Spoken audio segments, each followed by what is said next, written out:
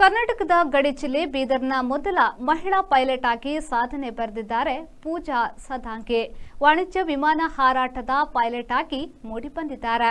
ಹರಿಯಾಣದ Diwani FSCT flying ಶಾಲೆಯಲ್ಲಿ ಪೂಜಾ ಅವರು ತರಬೇತಿ ಪಡೆದಿದ್ದಾರೆ.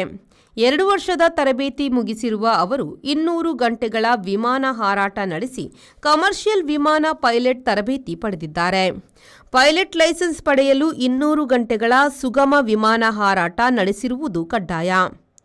ಒಡಿಶಾ ಮೂಲದ ಸರೋಜ್ ಕುಮಾರ್ ಚಾರ್ಟರ್ಡ್ ಅಕೌಂಟೆಂಟ್ ಅವರೇ ಪೂಜಾರ ತಂದೆ.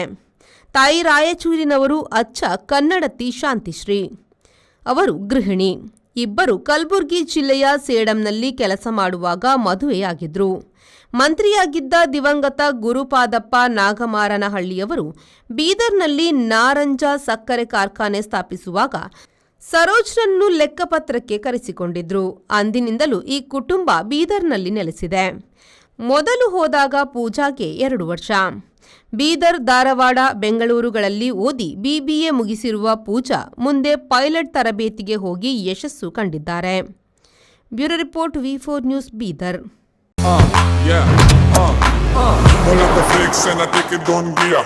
Pull up the hands and the feeling more beer. I digga don. I sicka don. Take it on the roll and the show and the pull up the face and the Volkswagen Virtus, German engineered for unmatched safety. Volkswagen Mangalore, Airport Road, Yeyadi, Mangalore. Volkswagen.